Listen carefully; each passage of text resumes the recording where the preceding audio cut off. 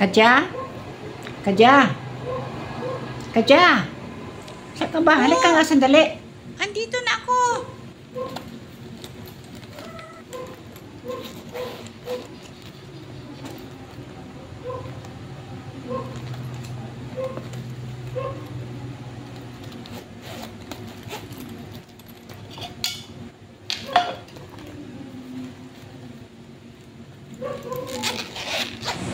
Nyura, ano bang nangyari sa iyo?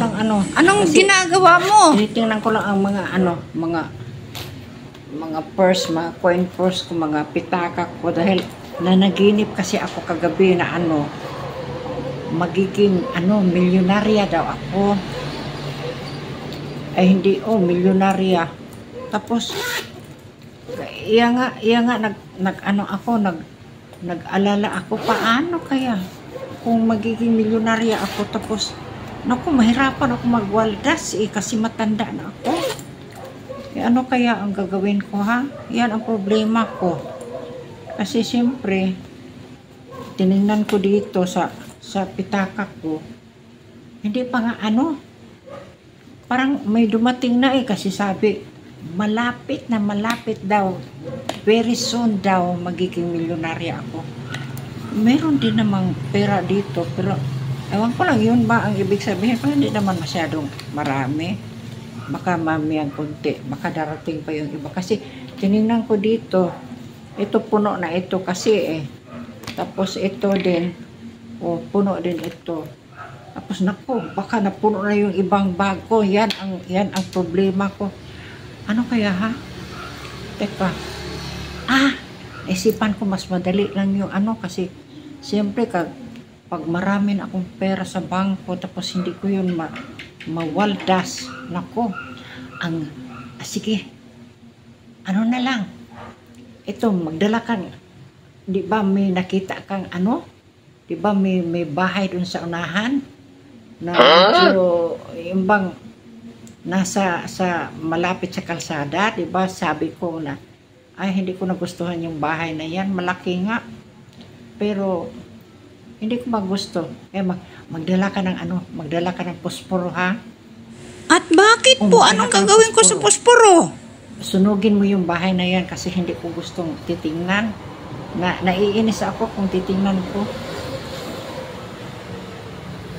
Ay naku, Nyorita. Magbabayad ka ng mahal niyan, huwag. Nasunog na. Tatanungin ko kung magkano ang worth niyan, di babayaran ko.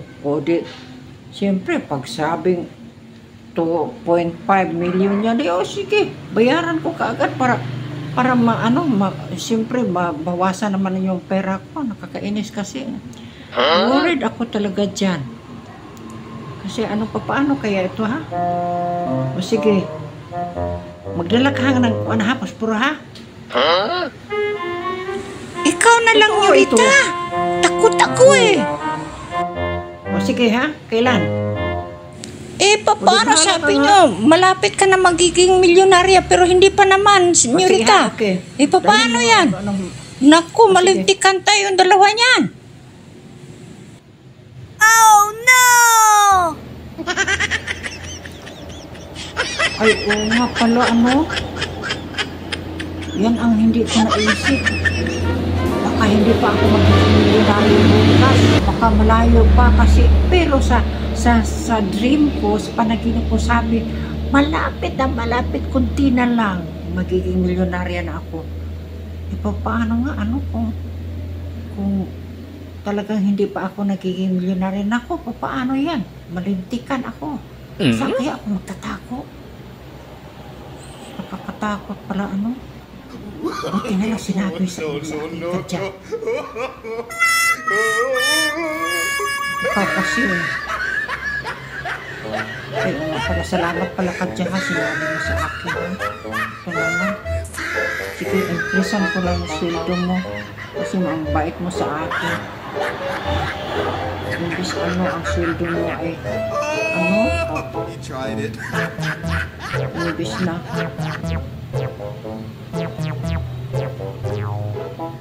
Imbis na 70,000 ang buwan mo, gawin ko na lang 100,000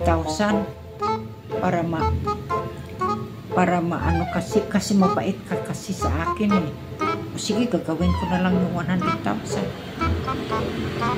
At teka, saan din naman ako kukuha ng 100,000?